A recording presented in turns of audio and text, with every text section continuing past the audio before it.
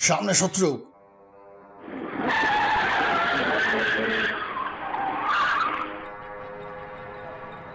চলতে চলতে হঠাৎ থেমে গেল বাসটি। তারপরেই ক্যাপ্টেন সাহেবের হেঁড়ে গলার আওয়াজে চটকা ভাঙল আমার। জানলা দিয়ে তাকিয়ে দেখলাম এ তো সাংঘাতিক ব্যাপার। একটি নয়াঞ্জলি ধরে চলছিল আমাদের বাসটি। সরু এক ফালি রাস্তা, দুপাশে অনেকটা নিচুতে ঢালু কৃষি জমি। অত্যন্ত ধীর গতিতে সোজা চলেছিলাম আমরা। এমন সময় সামনে রাস্তার ওপর কুয়াশার আস্তরণ থেকে ধীরে ধীরে আত্মপ্রকাশ করল আরও বেশ কয়েকটি দানব। আইয়ার বর্ণিত সেই ভেলিকুর না কি যেন। শুধু সামনেই নয়, জানলা দিয়ে উঁকি মেরে দেখলাম আমাদের দুটি পাশেও বেশ কয়েকটা ওরকম প্রাণী এসে জড়ো হয়েছে। আর এদের সঙ্গে গতকাল রাত্রে মোকাবিলা হওয়া ওই কেঁচো বাঁদরগুলিও এসে জুটেছে, যেগুলি আশ্চর্য ভালো সাঁতার কাটতে জানে। বোঝাই যাচ্ছে এদের খাপ শুরুতি যেমনই হোক না কেন, প্রজাতিগতভাবে এরা মাথায় বেশ ভালোই বুদ্ধি ধরে। গাড়ি ঘোরাবারও জায়গা নেই, আবার সামনে এগিয়ে যাওয়ারও কোনো উপায় নেই। এখন কি হবে তাহলে?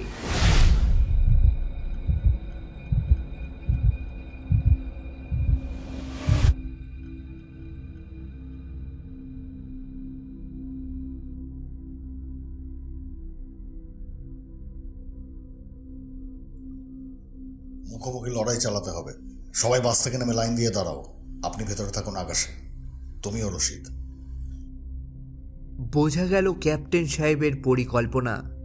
তিনি চান না বিপদের মুখে আমাদের সবেদন নীলমণি একমাত্র ভেহিকল বাসটি ক্ষতিগ্রস্ত হোক কোনোভাবেই। তাই আজব সিদ্ধান্ত। কি আর করি, বাস থেকে নেমে সকলে সার বেঁধে দাঁড়ালাম বাসটিকে ঘিরে। ক্যাপ্টেন সাহেব আর সার্জেন্ট বিষ্ণু দুজনে কভার করতে লাগলেন বাসটিকে সামনের দিকে দাঁড়িয়ে। সার্জেন্ট ততক্ষণে নিজের অস্ত্র সুইচ করে নিয়েছেন। মার্ক 11 স্নাইপার রাইফেলটি হাতে তুলে নিয়েছেন তিনি। সকলেই আমরা অস্ত্র বাগিয়ে সতর্ক ভঙ্গিতে দাঁড়ালাম।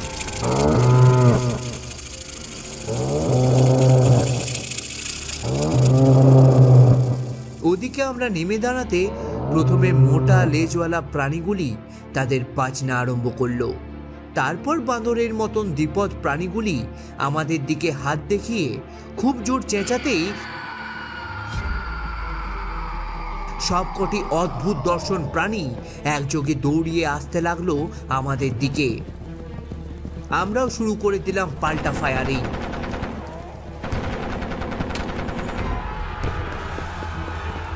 যুদ্ধটা কতক্ষণ চলেছিল তা বলতে পারবো না। এর স্থায়িত্ব 1 মিনিটও হতে পারে, আবার 1 ঘন্টাও। এইটুকুনি মনে আছে, সামনের গাঢ় কুয়াশার অন্তরাল থেকে কাতারে কাতারে শুধুই ধেয়ে আসছিল নরক থেকে উঠে আসা বিকট দেহী অদ্ভুত দর্শন প্রাণীর দঙ্গল। ও গুলির একটি মাটিতে পড়ে গেলেই পেছন থেকে আরও 2টি করে প্রাণী কুয়াশার চাদর ফুঁড়ে ধেয়ে আসছিল আমাদের দিকে। এই রক্তবীজের বংশের কি কোনো শেষ নেই?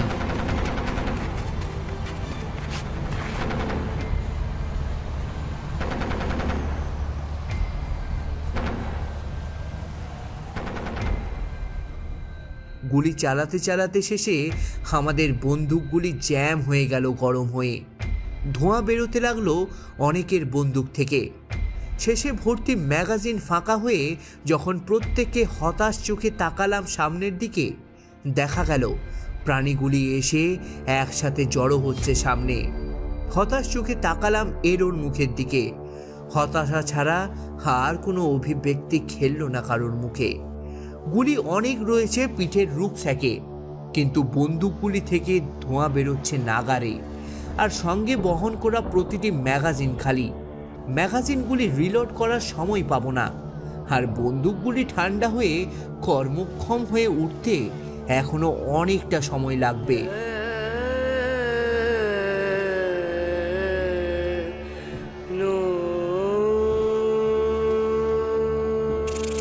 মনে মনে আসন্ন মৃত্যুকে মেনে নিয়ে কোমরের শ্যাবা ছুরিটি তুলে মুখোমুখি দাঁড়ালাম শত্রুদের সামনে। ওরাও বোধহয় বুঝেছিল আমাদের অসহায় অবস্থাটা। এবারে ওদের খটাঙ্গ সঙ্গীত পরিবেশন করে আমাদের ওপর সদলে ঝাঁপিয়ে পড়ার জন্য সকলে যখন পা বাড়িয়েছে ছুটে আসবার জন্য, ঠিক তখনই কাছে এগিয়ে আসা বিকট দর্শন প্রাণীগুলির মধ্যে সবচেয়ে সামনের সারিতে ছিল দ্বিপদ গেছো বাঁদরের দল। ওরাই নেতৃত্ব দিচ্ছিল পিছনের ওই ভেলিসরাস নাকি ওই প্রাণীগুলিকে। হঠাৎ দেখা গেল আকাশ থেকে দুটি পা নেমে এলো সামনের সারিতে থাকা ওই গেছো বাঁদরগুলির দুটির ওপর।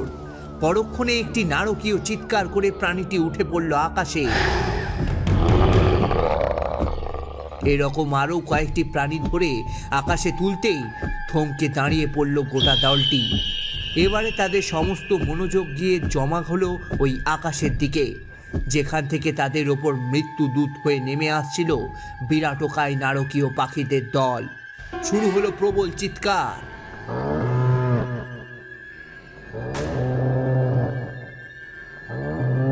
তারপর ক্রমশ পিছিয়ে গেল তারা, ডানাওয়ালা আক্রমণকারীদের সাথে যুঝতে না পেরে। ঈশ্বরকে ধন্যবাদ, ওরা পালাচ্ছে।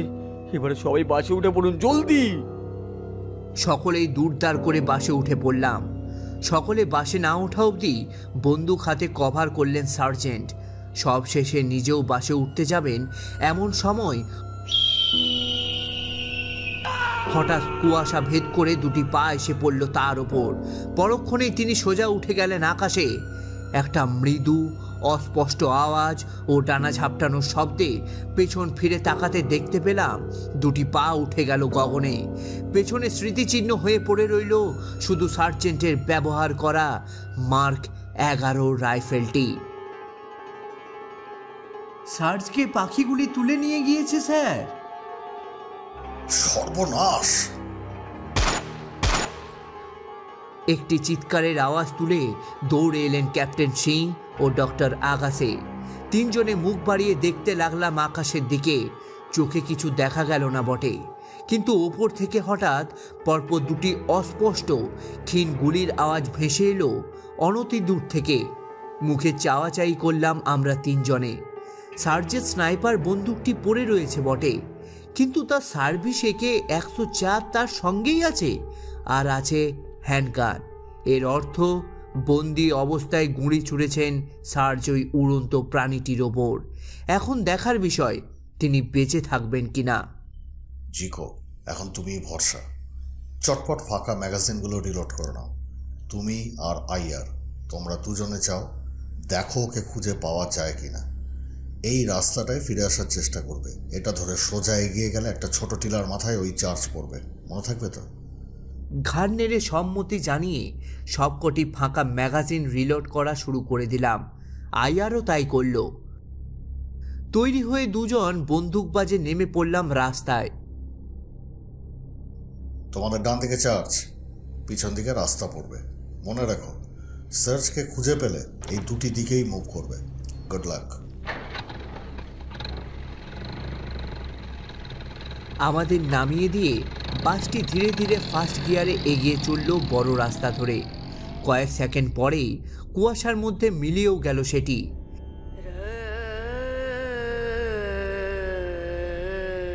সেদিকে তাকিয়ে একটি দীর্ঘশ্বাস ফেলে আমরা দুইজন এগিয়ে চললাম পাখিটি যেদিকে উড়ে গিয়েছিল বলে মনে হলো সেই দিকে। কিন্তু চিকো, পাখিটা আচমকা সার্চকে ধরতে গেল কেন? আমার মনে হয় পাখিগুলির পছন্দের খাদ্য তালিকায় ওই দুপে বিকট দর্শন বাঁদরগুলি সবার ওপরে থাকে। তোমার মনে আছে ভাই, ওরা যখন নেমে এলো ওপর থেকে, আক্রমণকারী দলটির মধ্য থেকে বেছে বেছে ওরা ওই বাঁদরগুলিকে আক্রমণ করছিল আগে। আমার মনে হয় সার্জেন্ট বিষ্ণুকেও ওরা ওদের খাবার ভেবে তুলে নিয়ে গেছে। চোখ কান খোলা রাখবে আয়ার, ওরা যে কোনো দিক দিয়ে আক্রমণ করতে পারে। আর ভালো কথা ভাই, এই ভয়ঙ্কর পাখিগুলিকে চিনতে পেরেছ? ছোটবেলায় ইতিহাস বইতে এরকম অদ্ভুত দর্শন পাখির ছবি দেখেছি বলে মনে পড়ছে যেন। হ্যাঁ, মনে পড়েছে চিকো। এই খেচর প্রাণীগুলো, এদেরকে খেচর বললাম যেহেতু এরা আকাশে উঠতে পারতো। এদের নাম বোধ হয় কোয়েতজাল কোয়াটালস না এরকম কিছু যেন। আসলে এই নামটি এতটাই খটোমটো যে চট করে মাথা থেকে উবে যায়। যাই হোক, মূলত ল্যাটিন আমেরিকা অঞ্চলকেই এই প্রাণীর বাসস্থান বলে ধরা হয়। ওখানে প্রাচীন মানুষদের সময়তেও এই প্রাণীর বিচরণ ছিল তার প্রমাণ পাওয়া গেছে। বিরাট আকৃতি পাখির ডানা বিস্তার ছিল প্রায় 10 থেকে 11 মিটার। দেহের ভর 2-250 কেজি। উচ্চতায় এরা প্রায় 6 মানুষ উঁচু। এদের নামকরণও করা হয়েছে স্থানীয় মানুষদের উপাস্য একরকম পাখিদের দেবতার নামে। এই আদিম প্রাণীরা ভয়ঙ্কর আমিষাশী। সারাদিন বসে বসে এইসব আজব চিড়িয়াদের নাম মুখস্থ করো নাকি বলো তো? কি নাম বললে যেন? কোজেলোকুস, মরুগে, কি দাঁত ভাঙা নাম রে বাবা। যাই হোক, জানো ভাই আয়ার, এই দেওয়ালের ওপর দিয়ে কোন ড্রোন কেন অতিক্রম করে আসতে পারেনি সেই কারণটি মনে হয় ধরতে পেরে গিয়েছি অবশেষে। কেন? এই উড়ুক্কু দানবগুলি যেন কোনো মতেই এই পরিসীমা ছেড়ে বাইরের জগতে চলে যেতে না পারে। তুমি হাসছো? ভাবো তো একবার, এই পাখিগুলি যদি বাইরে চলে যেত তাহলে কি অবস্থাটা দাঁড়াতো। যাক, তুমি কিন্তু সতর্ক থেকো, আর ডান দিকটা তোমার জন্য ছেড়ে রাখলাম।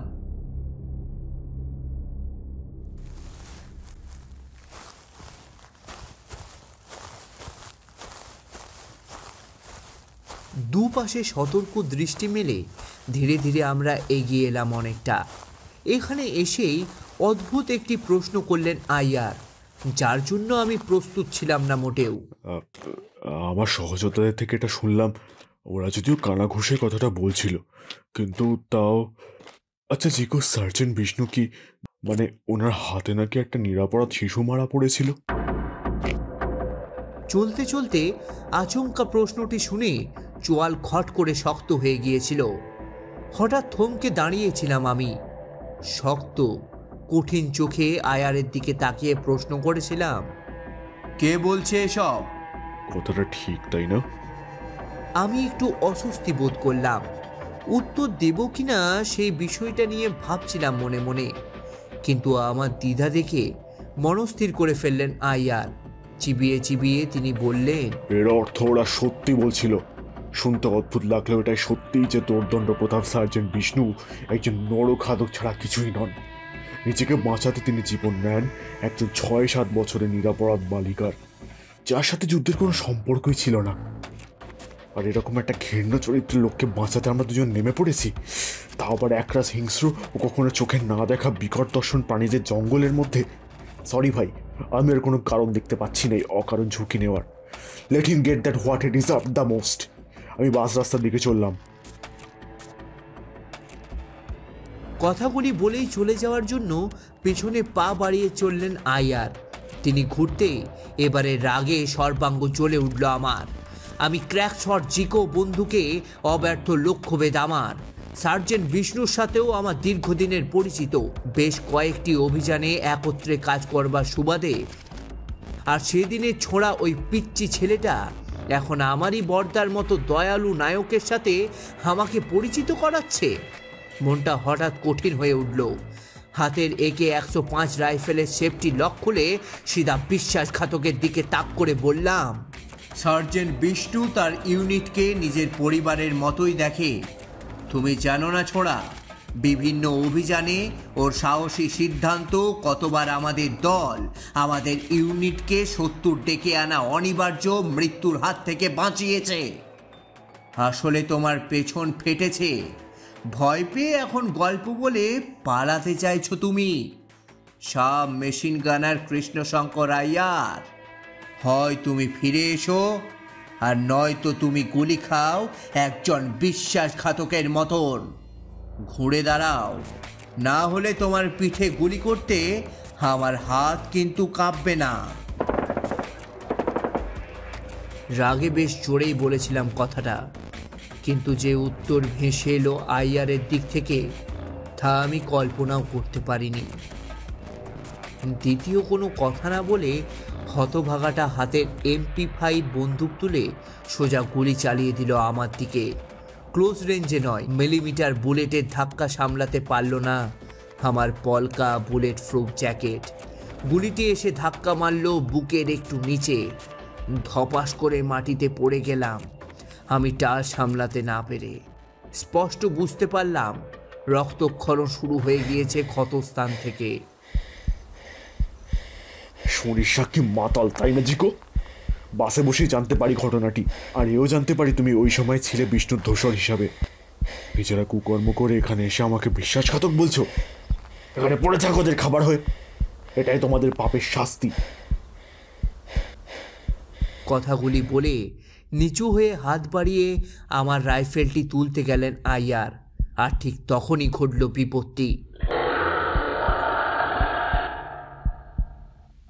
আসবার সময়তেই লক্ষ্য করেছিলাম খুব সম্ভবত আমরা কোনো একটি গ্রামে ঢুকবার মুখের কোনো সরু রাস্তায় এসে দাঁড়িয়ে আছি। অদূরে কুয়াশার মধ্যে একটি পাকা বাড়ির আবছা সিলুট চোখেও পড়েছিল যেন আমার। ঘটনা অন্যদিকে মোড় নিতে দুজনেই ব্যস্ত হয়ে পড়েছিলাম একে অপরকে নিয়ে, খেয়াল করিনি কিছুই আশেপাশে। এখন আইয়ার নিচু হয়ে হাত বাড়িয়ে বন্দুকটি তুলতে যেতেই হঠাৎ যেন কুয়াশার চাদর ছিঁড়ে বেরিয়ে এলো অনেকগুলি সচল মরা, মুখ দিয়ে বিকট আর্তনাদ করে। আমি শুয়েছিলাম ভূমিতে, আইয়ার দাঁড়িয়েছিল। চোখের পলকে দৌড়ে এসে ওকে চাপটে প্রথমে ওরা ফেলে দিল মাটিতে। পরক্ষণেই ভূপতিত আইয়ারের ঘাড়ের কাছে একজন বসালো মোক্ষম এক কামড়। বাকিরা ওর শায়িত দেহটিকে ঘিরে বসে ছিঁড়ে ছিঁড়ে মাংস খেতে লাগলো ওর শরীর থেকে।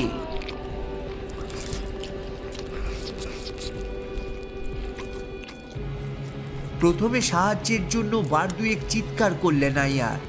পরিত্রাহী চিৎকার পরিণত হলো কাতরানিতে। শেষে ছটফট করতে থাকা দেহটি থেমে যেতেই এবারে ওরা মুন্ডু ঘোরালো আমার দিকে। আইয়ারকে ছেড়ে ওরা আমার দিকে ধেয়ে আসতেই বন্দুকটা হাতের পাশেই ছিল, হাতে তুলে সেটিকে ঘোরালাম বার কয়েকবার ওই ট্রিগার চাপা অবস্থায়। কয়েক মুহূর্তের মধ্যে সবকটি মরা ক্ষত।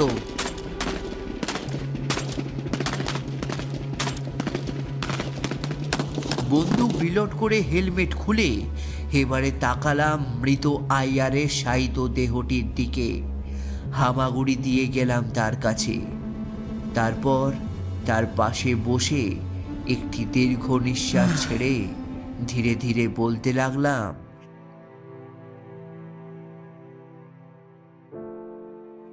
পাকিস্তানের সিদ্ধ অঞ্চলের ধার ঘেঁষে বর্ডারে আমাদের যে ক্যাম্পটি রয়েছে, একদিন সেখান থেকে খবর এলো শত্রুরা বর্ডার উজিয়ে কাছাকাছির মধ্যে চলে এসেছে।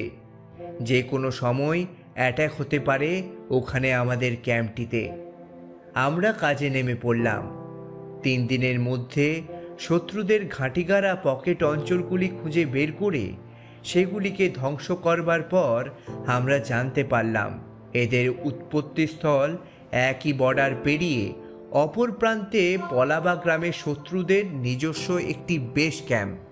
ওখান থেকে জঙ্গিরা ছড়িয়ে পড়েছে বর্ডার পেরিয়ে এপারের বিভিন্ন গ্রামে। অনেক বাদানুবাদ পেরিয়ে শেষে স্থির হলো অ্যাটাক হবে। সংক্ষেপে বলি, ক্যাপ্টেন চাড্ডা ও সার্জেন্ট বিষ্ণুর নেতৃত্বাধীন আমাদের ছোট দলটি মেজর রাউতালার নির্দেশে একদিন আক্রমণ হলো পলাবা গ্রামে। বেস ক্যাম্প বলতে আমরা যা বুঝি বিষয়টি কিন্তু সেরকম নয়। আস্ত গ্রামটা জঙ্গিরা দখলে রেখেছিল।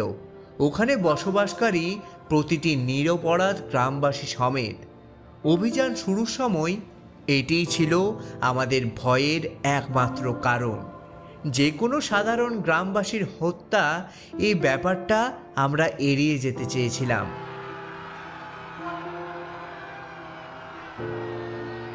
যাই হোক, আমাদের নিপুণ আক্রমণ পদ্ধতির কাছে হার মানল জঙ্গিরা। ওরা অবশেষে পালিয়ে গেল ওদের ক্যাম্প ছেড়ে। কিন্তু ঘটনাটি শেষ হলো একটি বিয়োগানন্তক পরিণতির মধ্য দিয়ে। ওদের লিডারটাকে যেদিন পাকড়াও করতে যায় সেদিন মেজর রওতেলা আমাদের বেস ক্যাম্প থেকে শেলিংয়ের নির্দেশ দিয়েছিলেন।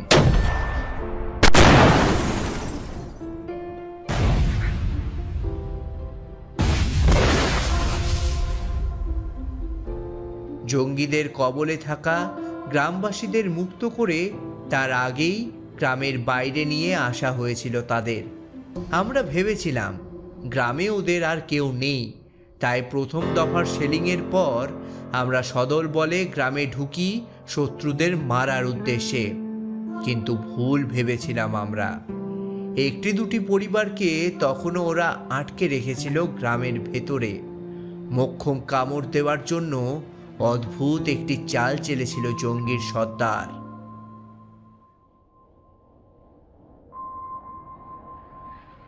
অকুস্থলে পৌঁছে আমরা দেখলাম গোটা বাড়িটাতে কেউ নেই, শুধু সদর দরজার কাছে হাতে বড় একটি টেডি বিয়ার নিয়ে দাঁড়িয়ে থাকা একটি বাচ্চা মেয়ে ছাড়া।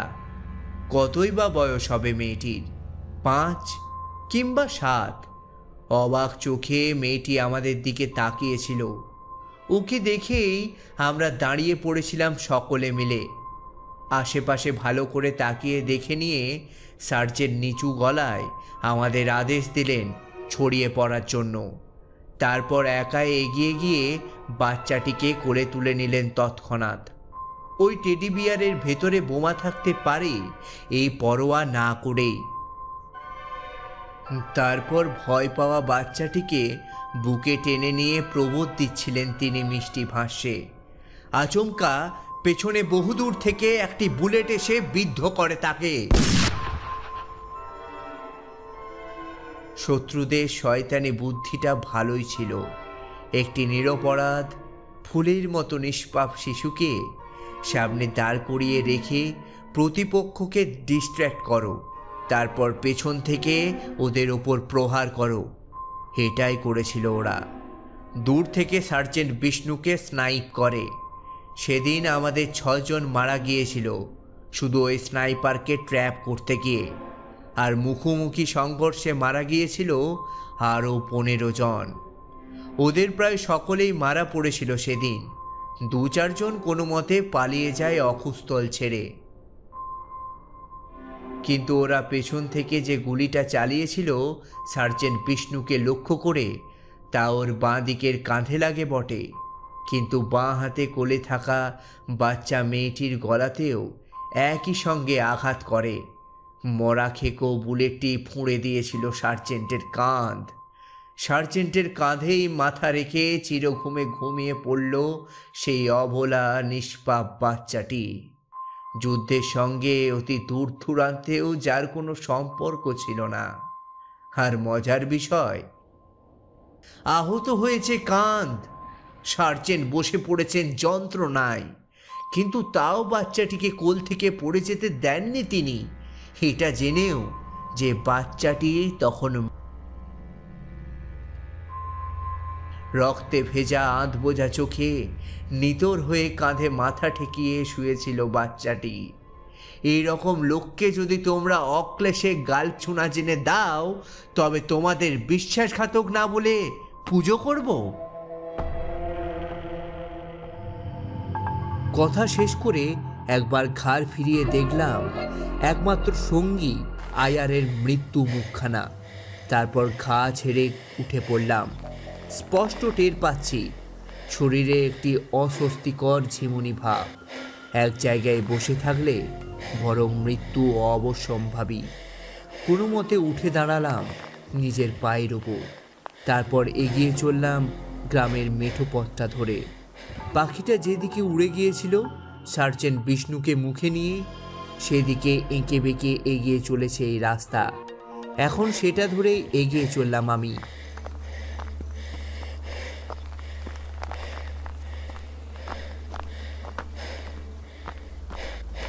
হাঁপাতে হাঁপাতে অনেকটা দীর্ঘ পথ পেরিয়ে একটা জায়গায় এসে পথটা বাঁক নিতে আমিও বেঁকে গেলাম সেদিকে। তারপর মোড়ের মুখটা পেরোতেই একটা অবাক করা দৃশ্য দেখে থমকে দাঁড়িয়ে পড়লাম সেদিকে তাকিয়ে। এ কি?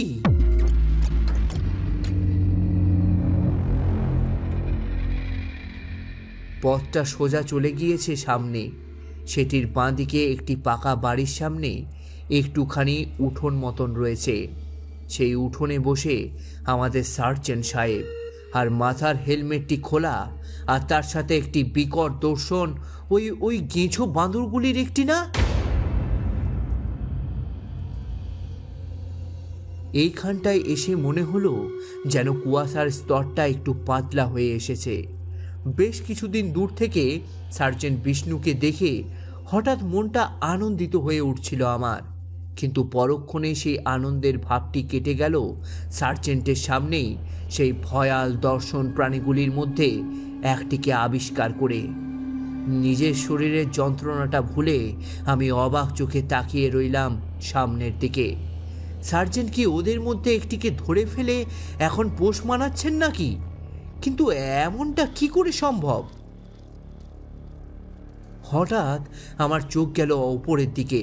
সার্জেন্টের মাথার প্রায় 15 ফিট ওপরে হাওয়ায় কি ভাসছে এটা?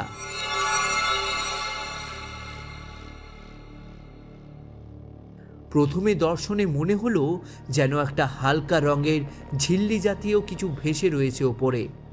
ভালো করে চোখ রগড়ে তাকিয়ে দেখি হালকা সাদা রঙে আলোকময় একটি অবয়ব স্থির হয়ে হাওয়ায় ভেসে সার্জেন্টের মাথা ছড়িয়ে বেশ কিছুটা ওপরে। কিন্তু কি করছে ওটা ওখানে? চোখ নেমে এলো নিচে। একটু আগে সার্জেন্ট বিষ্ণুর সামনে একটি ভয়াল দর্শন দ্বিপদ বানর দাঁড়িয়েছিল, কিন্তু এখন কে? আমার সামনে সার্জেন্ট বিষ্ণুর মুখোমুখি দাঁড়িয়ে পোলাবা গ্রামের সেই বাচ্চা মেয়েটি, যার মৃত্যু হয়েছিল জনৈক অজ্ঞাতনামা পাকিস্তানি স্নাইপারের গুলি খেয়ে সার্জেন্ট বিষ্ণুরই বাঁ কাঁধে মাথা রেখে। এতদিন পর মেয়েটি এখানে কি করে এলো? তাছাড়া জীবন্তই সে রইল কি করে? তাকে তো আমাদের সামনে সমাধি দেওয়া হয়েছিল। তাহলে সে এরকম বেঁচে উঠল কি করে এরকম খাপছাড়া ভিন্ন পরিবেশে? গেছো বাঁদরটি বা কোথায় অদৃশ্য হয়ে গেল? থ হয়ে তাকিয়ে রইলাম সামনের দিকে, বুকের যন্ত্রণা আর আমার দীর্ঘতম শ্বাসগুলি ভুলে। এই রহস্যের আশু সমাধান প্রয়োজন। স্থির চোখে তাকিয়ে রইলাম সামনের দিকে, একটি খড়ের গাদার পেছনে নিজেকে যথাসাধ্য লুকিয়ে রেখে। বাচ্চা মেয়েটি কী সব যেন বলল সার্জেন্ট বিষ্ণুকে। তার উত্তরে মন্ত্রমুগ্ধের মতন বাচ্চাটির দিকে তাকিয়ে সেসব কথার উত্তর দিলেন সার্জেন্ট। কিছুক্ষণ পরে তার হাতের বন্দুকটি তিনি নামিয়ে রাখলেন এক পাশে। তারপর আবার বাচ্চাটির দিকে তাকিয়ে এক নাগাড়ে কী সব যেন বলে চললেন। শেষের দিকে বাচ্চাটি মুখ ঘুরিয়ে নিয়েছিল। এবার সার্জেন্টের কথা শেষ হতেই হঠাৎ মুখ ঘুরিয়ে বিকট এক হাঁ করে সজোরে কাপড় ধরল তার গলা। এতক্ষণ যেন সম্মোহিত হয়েছিলাম। এবার পরত্রাহী গলায় সার্জেন্টের আর্তনাদ ভেসে আসতেই যেন সম্বিত ফিরে এলো এক ঝটকায়। তাকিয়ে দেখি সেই বাচ্চা মেয়েটিও যেন ভোজবাজির মতো মিলিয়ে গিয়েছে। পরিবর্তে ফিরে এসেছে সেই নরখাদক দোপে বাঁদর। এখানে ঢুকেই যাকে প্রথম দেখতে পাই। মুখ তুলে দেখলাম সার্জেন্টের মাথার ওপর সেই আলোক প্রভাটিও পলকে অদৃশ্য হয়ে গিয়েছে। কি হচ্ছে ওখানে? এত দ্রুত মেয়েটি চলে গিয়ে নরখাদকটা এলো কোথা থেকে?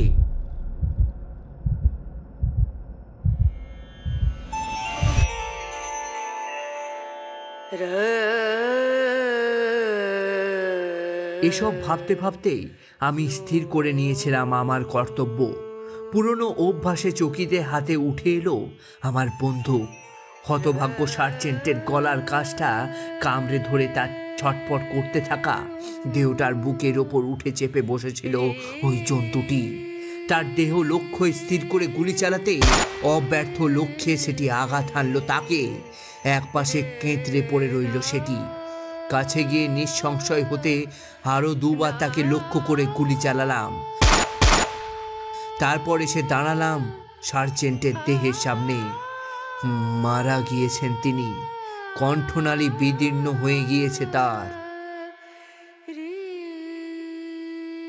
সাদিক নিজের মৃত স্ত্রীকে দেখতে পেয়েছিল কাঁচের দেওয়ালের এ প্রান্তে।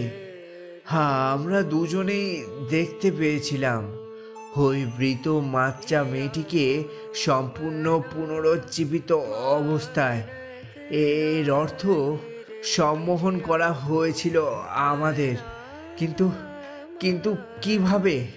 ওই ওই আলোকপ্রভা, কিন্তু কে ওই বস্তুটি? ওই কি দায়ী এই সম্মোহনের জন্য?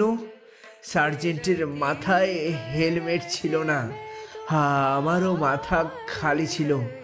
আয়ারের সাথে হাতাহাতির পর হেলমেটটা মাথায় দিয়ে শ্বাস নিতে পারছিলাম না বলে খুলে খুলে ফেলেছিলাম হেলমেটটি। ওই ওই জন্যই কি?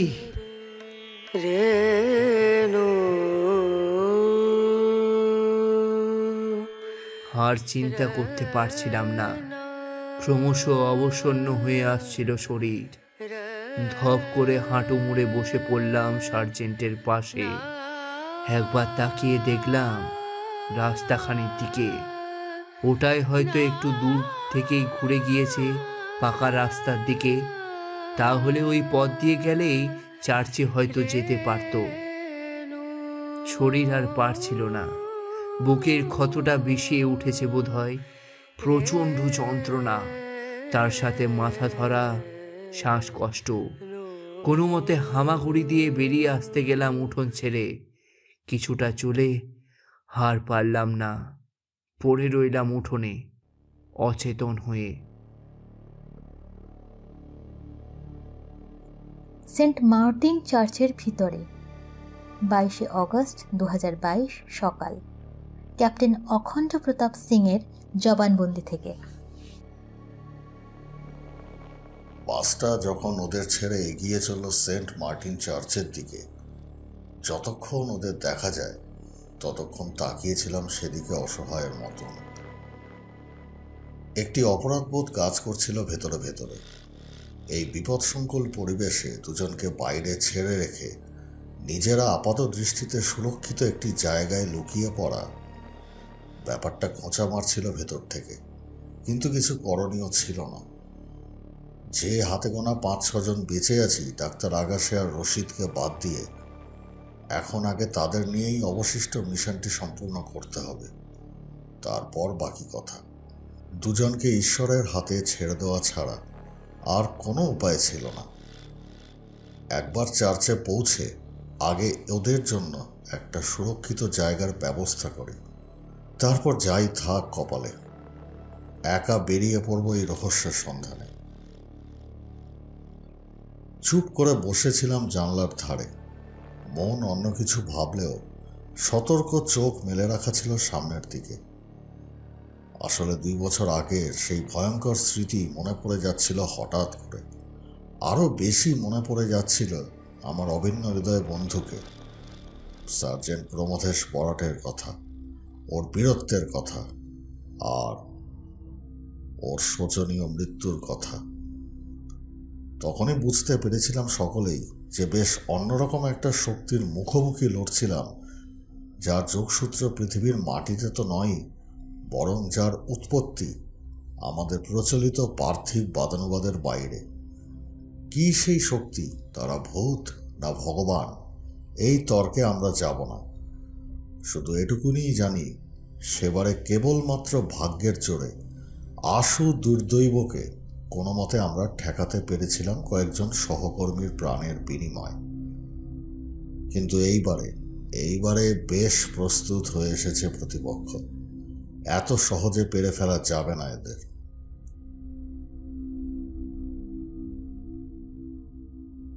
সেবারে ডক্টর আগাশের বলা কথাগুলি আচমকা মনে পড়ে গেল। হতে পারে যে এরা কোনো স্কাউট টিম রিপোর্ট তৈরি করতে এসেছিল, সব দেখে শুনে নিয়ে আবার ফেরত চলে গিয়েছে ঊর্ধ্বতন কর্তৃপক্ষের কাছে। হয়তো আবার ফেরত আসতে পারে দল বেঁধে। এখন সেটাই মনে হচ্ছে আমারও। শত্রু যেরকম প্রস্তুতি নিয়ে এসছে, যেরকম ধ্বংসাত্মক তার প্রকৃতি, তাতে মনে হয় এবারে ওদের রোখা অসম্ভব। মাঝখানে একবার ডক্টর আকাশে আমাকে সমবেদনা জানাতে এসেছিলেন। এই আপদকে থামানো যায় কি করে তা নিয়ে জিজ্ঞাসা করতে গম্ভীর মুখে মাথা নেড়ে চলন্ত ফাঁকা বাসটির একদিকে সরে গেলেন। দেবতা বিমুখ হলে মানুষ কি বা করতে পারবে তার সীমিত শক্তি দিয়ে? टैली हो साहब, आगे खतरा। বাসটা চালাচ্ছিলেন হাবিলদার শ্রী জানকীনন্দন পাড়ে। বেশ নির্বিঘ্নেই অনেকটা পথ পেরিয়ে এসেছিলাম আমরা। এইবারে হঠাৎ ঘ্যাঁচ করে ব্রেকটি কষে সবেগে চিৎকার করে উঠতে সকলের সামনে তাকিয়ে দেখি সামনেই একটি টিলার ঢালু রাস্তা রয়েছে। রাস্তাটি উঠে গিয়েছে সেটির ওপর, আর ঠিক তার মুখটায় দাঁড়িয়ে একপল সচল মরা আমাদের রাস্তা আঁকড়িয়ে। বাসটিকে দেখতে পেয়েই যেন একটা ব্যস্ততা ফুটে উঠল ওদের চোখে মুখে। অব্যক্ত একটি জান্তব গর্জন করে সেগুলি ছুটতে শুরু করলো আমাদের বাস লক্ষ্য করে।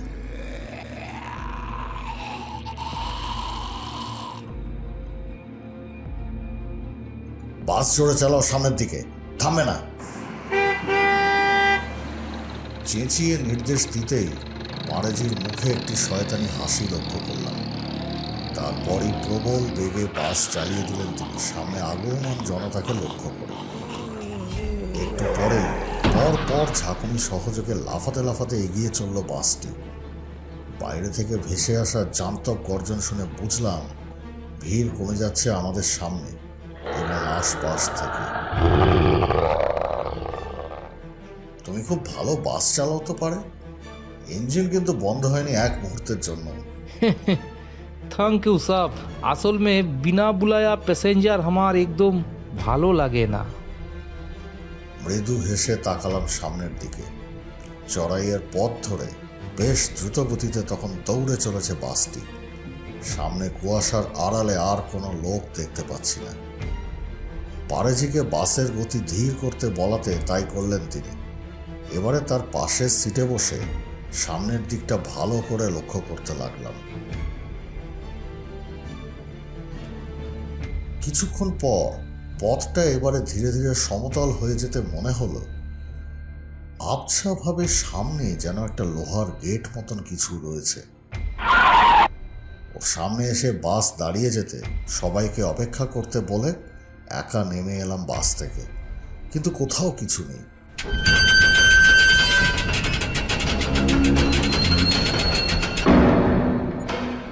এবারে লোহার গেটটা খুলে দিয়ে এসে উঠে বসলাম বাসে। পারেজিকে বললাম দ্রুত বাস ছেড়ে চার্চের মূল ভবনের দরজার সামনে নিয়ে আসতে।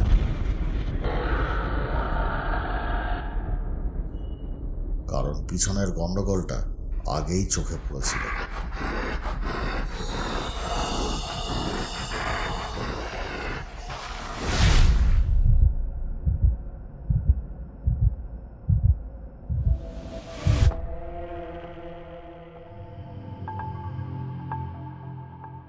দ্রুত গতিতে কয়েক সেকেন্ড চলে চার্চের মূল ভবনের সামনে বাসটা থামতে আর অপেক্ষা করলাম না। চেঁচিয়ে সকলকে নেমে আসতে বলে ডক্টর আগাশেকে এক প্রকার পাঁজাকলা করে বাস থেকে নেমেই দৌড় দিলাম চার্চের ভিতরে। চার্চের অবস্থা তখন খুঁটিয়ে দেখবার পরিস্থিতি ছিল না। পিছনে তখন ধেয়ে আসছে ভয়ঙ্কর বিপদ। বাইরের গেটের কাছে যখন বাসে উঠেছিলাম তখনই চোখে পড়েছিল অসংখ্য চলমান মৃতদেহ ধেয়ে আসছে উন্মত্তের মতন আমাদের দিকে। অন্যদিকে তাকানোর মতন মানসিক অবকাশ পাইনি ওই মুহূর্তে। এবারে চার্চের মূল ভবনের মুখটিতে দাঁড়িয়ে এক পলক পেছনে ফিরে তাকাতে সকলেই বুঝে গেলেন ব্যাপারটা। কোনো মতে পড়ি কি মরি করে দৌড়ে অবশিষ্ট পথটাকে অতিক্রম করে আমরা ঢুকে পড়লাম চার্চের ভিতর। সকলে ঢুকে যেতে দরজাটি বন্ধ করে দরজার মুখটা চেপে ধরে দাঁড়াতেই মনে হলো যেন দরজার ওপারে যেন হাতি এসে আছড়ে পড়ছে। চেপে ধরে রাখা যাচ্ছে না দরজার পাল্লাটিকে। সেই সঙ্গে দরজায় দুমদাম অনেকগুলি লাথি এসে পড়ছে বাইরের থেকে। প্রাণপণে দাঁত মুখ খিচিয়ে দরজা চেপে ধরে দাঁড়িয়ে রইলাম সকলে। কোনো মতে যদি বাইরে থেকে ওই 1 গ্রাম ভর্তি লোকজন ভিতরে চলে আসে দরজা ভেঙে, তাহলে আর কিছুই করণীয় থাকবে না এরপর।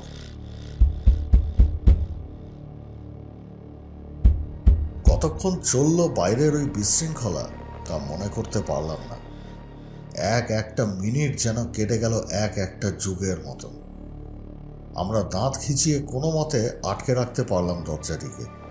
দুমদাম ধাক্কা, লাথি, টানাটানি, হুড়োহুড়ি, তর্জন গর্জন, হুঙ্কার, সব কিছুক্ষণ পর থেমে যেতে অবশেষে পাশের সহযোদ্ধাটিকে বলাতে একটি লম্বা দেখে বাতিদণ্ড পড়েছিল পাশে, সেটিকে এনে আটকে দিলাম পাল্লার হাতলের সাথে আড়াআড়ি। এবারে দরজা ছেড়ে সকলে বসে পড়তেই ঘরের ভেতরে যে দৃশ্যটা চোখে পড়ল তা দেখবার জন্য প্রস্তুত ছিলাম না আমরা কেউই।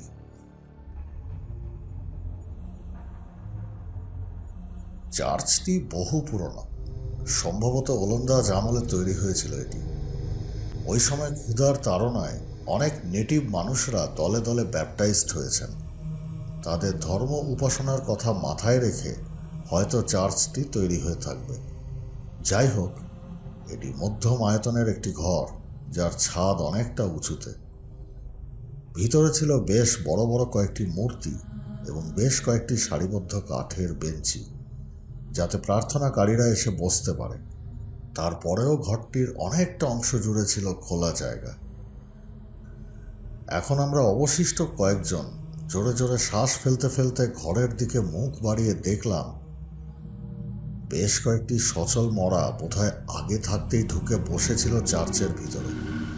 দরজাটা তো খোলাই ছিল, ফাঁকে তালে ভিতরে এরা আগেই ঢুকে বসেছিল বোধহয়। আমাদের কার্যকলাপ দেখে কিরকম যেন থমকে দাঁড়িয়ে পড়েছিল সেগুলি। আনাচে কানাচে ঘরের ভিতরের আধো অন্ধকারের সুযোগ নেই। এখন আমরা থিতু হয়ে বসতেই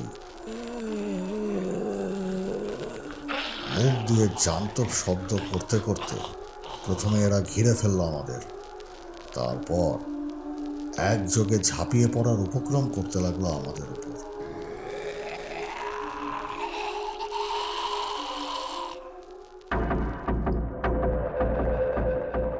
আমাদের গুলি শেষ হয়ে গিয়েছিল। ভুল বললাম, রুকস্যাকে বাড়তি কিছু গুলি ছিল, কিন্তু তা বন্দুকের ম্যাগাজিনে চালান করবার সুযোগ পাইনি। ভেবেছিলাম সুরক্ষিত জায়গায় বসে তা করে নেব, কিন্তু এখন এই জীবিত মৃতদেহগুলিকে এগিয়ে আসতে দেখে আর সেই সুযোগ পেলাম না। সঙ্গে থাকা বেয়নেট বা ছুরি নিয়ে আমরা প্রতিহত করতে চাইলাম ওদের, যদিও জানতাম কাজটা অসম্ভব, কারণ শত্রুর সংখ্যা অত্যন্ত বেশি। কাছে এগিয়ে এসে নতুন শত্রুর দল ঝাঁপিয়ে পড়ল আমাদের ওপর। পাল্টা প্রত্যাঘাত করলাম আমরা। ওদের বেষ্টনী থেকে সরে যেতে চাইলাম অপর একটি কোণে। ডক্টর আগাশীকে ধরে উন্মত্তের মতো ছুরি চালিয়ে শত্রুর বেষ্টনী ভেঙে একটি কোণায় সরে এলাম আমরা। কিন্তু বিশৃঙ্খলার জায়গা থেকে বেশ কিছুটা দূরে মূল উপাসনার বেদিটির প্রান্তে এসে আর দাঁড়িয়ে থাকতে পারলাম না আমি বা ডক্টর আগাশী, কেউই। ধপ করে বসে পড়লাম বেদির ওপর। একটু দূরেই পড়ে রয়েছে রশিদ সহ আমার অবশিষ্ট সহকারীদের দেহ, ঠান্ডা মাংসের তাল হয়ে। তাদের ঘিরে থাকা অজস্র নরখাদক সচল মরাদের ভিড়ে খাদ্যবস্তু হিসেবে। আহার পর্ব শুরুও হয়ে গিয়েছিল ইতিমধ্যেই। তাকিয়ে দেখা ছাড়া আমাদের দুজনের আর কোনো উপায়ও ছিল না। ওই অবস্থায় আর কিছু করণীয় ছিল না আমাদের পক্ষ থেকে। দুজনের কেউই অনাহত ছিলাম না ভিড় থেকে বেরোনোর চেষ্টা করতে গিয়ে। অনেকগুলি আঁচড় কামড় খেয়েও ভিড় থেকে কোনো মতে বেরিয়েছি আমরা দুজন, বাকিরা কিন্তু পারেননি। তবে এ স্বস্তি বেশিক্ষণের নয়। একটু পরেই আমাদের অবস্থা হতে চলেছে আমাদের সঙ্গীদের মতোই। দুঃখের বিষয় একটি, আইল্যান্ড এক্সের রহস্য আমরা ভেদ করতে পারলাম না। মিশন অসম্পূর্ণ রেখেই মারা যাব সবাই।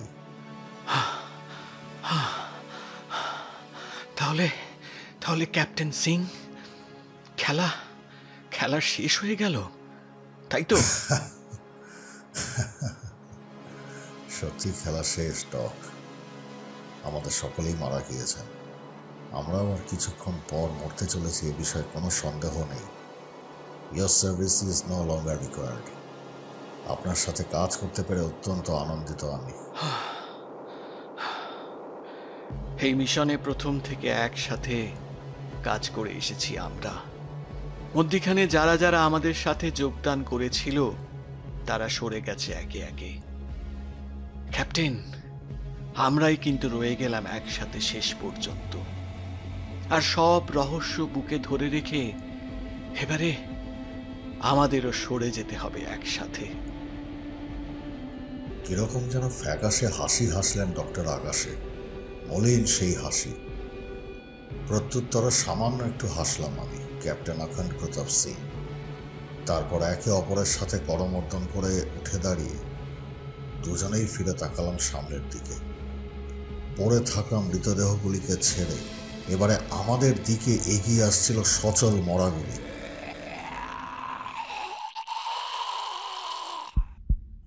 আমাদের উঠে দাঁড়াতে দেখে মুখ দিয়ে কিরকম যেন জান্তব গর্জন করে উঠল তারা।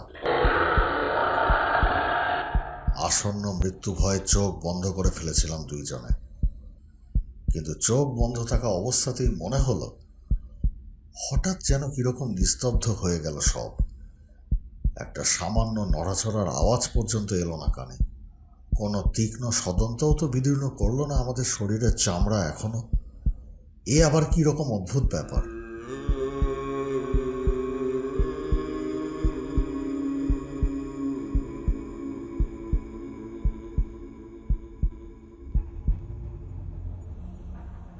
খানিকটা সময় নিস্তেজ হয়ে দাঁড়িয়ে রইলাম দুজনে। বেশ কিছুটা সময় পর অবশেষে ধীরে ধীরে চোখ খুলে দেখলাম, এ কি ব্যাপার? চলমান মৃতদেহগুলি এরকম চুপচাপ দাঁড়িয়ে আছে কেন? এরকম অদ্ভুত ভঙ্গিতে পাথরের মতো স্থির হয়ে মাথা নিচু করে কিসের জন্য দাঁড়িয়ে রয়েছে এরা? বিন্দুমাত্র নড়াচড়া বা মুখ দিয়ে কোনো রকম কোনো শব্দ বের না করে অবাক হয়ে দাঁড়িয়ে রইলাম দুজনে মিলে।